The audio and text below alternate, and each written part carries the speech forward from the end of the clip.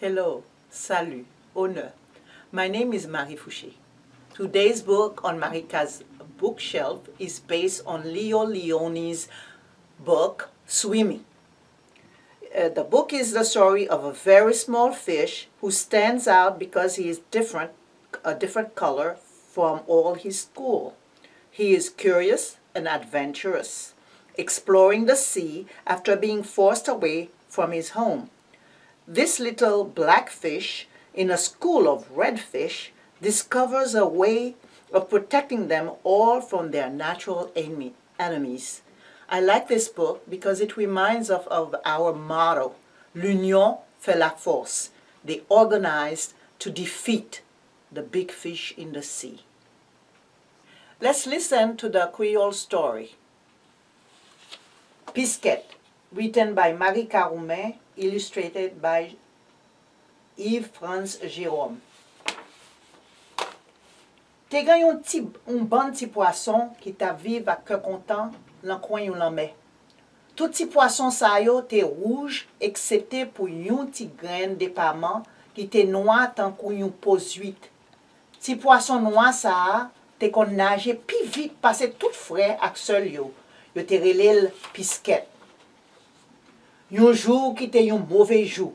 Yon gros ton méchant, rapide, ak yon grand goût dans l'estomac li, vini tan kou yon vent sous vague la mer.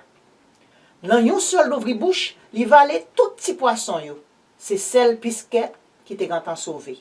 Li nage ale nan fond la mer bleu a. Li te pou kont kol li. Li te peur en pile et li te triste en pile tout.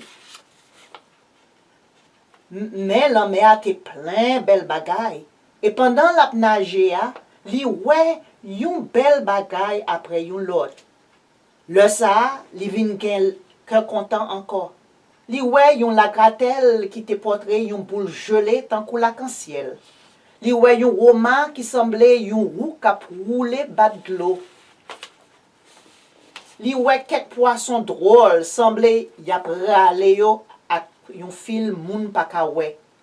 Li wè yon touf zèb lanmè qui semblait yo pousse sorti nan ti trou roche.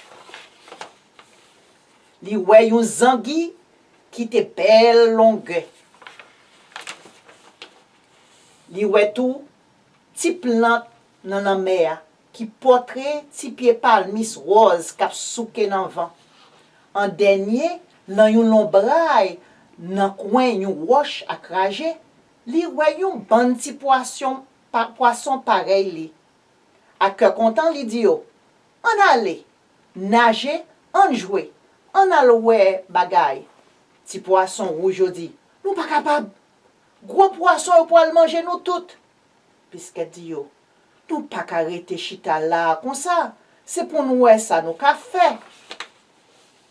Pisquet réfléchit, li réfléchit. Va comme ça, li dit, moi joigni.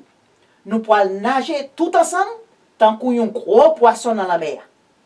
Le ça, li montre yo nager côte à côte, coude à coude, chaque en place yo. Le tout fin apprendre nager ensemble, tant qu'on y a un gros maman poisson, li dit yo, moi pourrons tourner genou. Depuis le ça, grand petit matin, tant qu'on dans mi-temps la journée, yo nage tant kou tout partout dans la mer. Kou yo kontri ak yon gros poisson, c'est gros poisson qui couri pour ban petit poisson yo.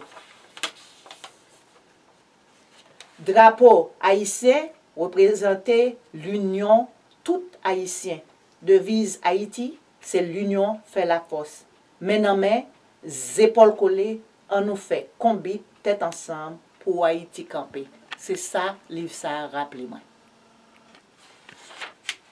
Sans penser de l'histoire ça, moi souhaiter ou te apprécier li.